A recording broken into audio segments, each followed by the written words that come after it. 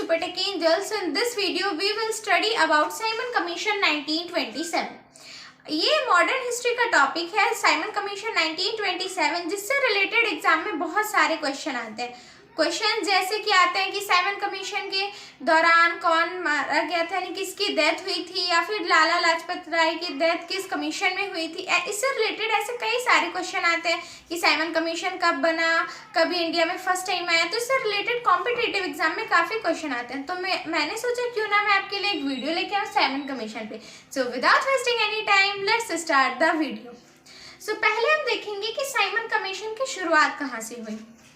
Government of India Act 1919 known as Montagu Chelmsford reform 1919, यानी कि government of India act जो था 1919 वो जाना जाता था मांटागू-चेल्मसफोर्ड रिफॉर्म 1919 नाम से, यानी ये दोनों नाम इक्वल है। इसको हम इससे जानते हैं।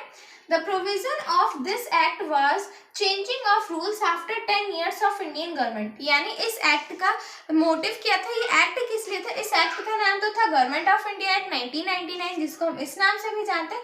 और इस एक्ट का जो प्रोविजन था वो था कि हम इंडिया का रूल 10 साल बाद चेंज करेंगे, यानी इंडियन गवर्नमेंट में जो भी अमेंडमेंट करनी है वो हम 10 साल बाद करेंगे।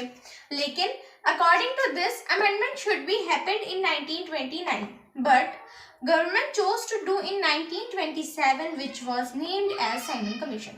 जैसे कि मैंने आपको बताया कि जो गवर्नमेंट ऑफ इंडिया एक्ट था 1999, इसका प्रोविजन था कि हम 10 साल बाद इंडिया गवर्नमेंट का भी जो भी कॉन्स्टिट्यूशन है उसमें जो भी अमेंडमेंट लाना होगा वो 10 साल बाद लाएंगे।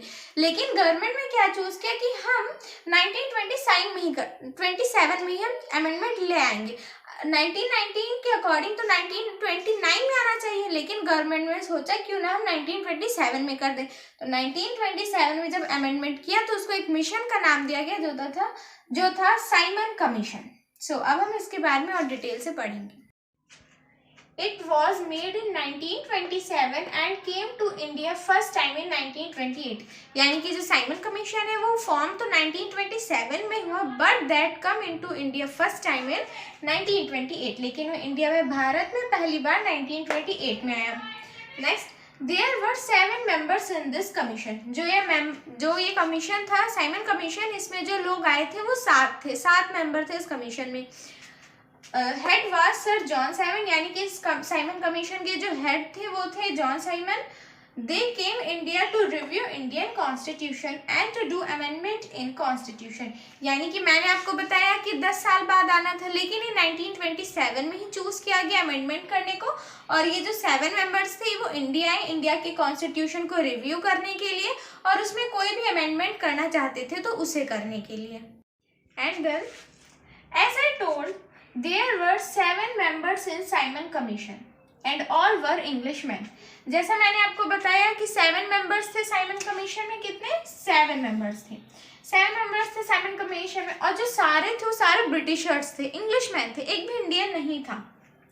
So government said that they had came to India to solve India's problem, but there was no single Indian member in this commission।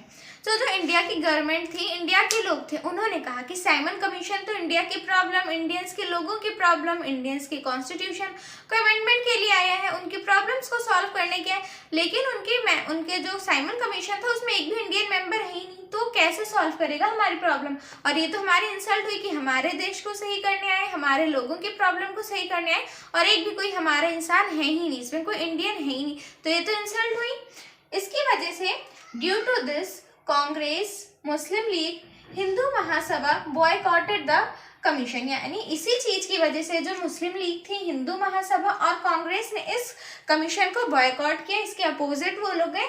And the justice party in south India help Simon commission, लेकिन जो south India portion में जो justice party थी उन्होंने Simon commission की help भी की। उन्होंने चाहा कि हाँ साइमन कमीशन रहे, उससे हमारा कोई प्रॉफिट होगा, तो उन्होंने हेल्प किया था। आप एक बात जरूर ध्यान रखिएगा कि कभी भी क्वेश्चन में आ सकता है कि विच party help Simon commission during 1927, यानी 1927 के दौरान जो साइमन कमीशन था उसमें कौन सी पार्टी ने हेल्प किया, तो वो होगी जस्टिस पार्टी। ठीक है, आप ये बात जरूर ध्यान रखिएगा। साइमन कमीशन रिकमेंडेशन, यानी कि जो साइमन कमीशन थी वो कुछ रिकमेंड कर रही थी कुछ चीज़ें हमारे लिए कि जो आपको कॉन्स्टिट्यूशन में ये चीज़ें अमेंडमेंट की ज़रूरत है इन चीज़ों की, और कुछ चीज़ें हमें रिकमेंड कर रही थी कि आप ये करिए, ये आपकी मर्जी है लेकिन आप ये करिए, हमें एज ए एडवाइस दे रही थी। तो वो चीज़ें क्या थी? पहली थी till 1926 only 3% of Indians can vote and Simon commission made it 10%, यानी कि 1926 तक जो इंडिया के 3% लोग हैं सिर्फ वही वोट कर सकते थे। Only 3% of Indians have right to vote. लेकिन जब साइमन कमीशन आई तो उसने 3% को इंक्रीज करके 10% कर दिया। The next, they want to separate Myanmar from India, यानी आपने पहले का इंडिया का मैप देखा होगा जैसे आपको स्क्रीन पे दिख रहा है वैसा था, लेकिन वो क्या करना चाहते थे? म्यांमार को इंडिया से सेपरेट करना चाहते थे। तो साइमन कमीशन आने के बाद ही जो म्यांमार था वो इंडिया से सेपरेट हुआ था, वरना उससे पहले वो इंडिया के साथ ही अटैच था। Then third was they want to create a union group, यानी कि वो एक यूनियन ग्रुप बनाना चाहते थे जिसमें इंडिया भी इंक्लूड हो और इंडिया डेवलप कर सके। वो एक यूनियन ग्रुप बनाना चाहते थे, लेकिन कांग्रेस और मुस्लिम लीग ने कहा कि हमें ऐसे रिकमेंडेशंस नहीं चाहिए।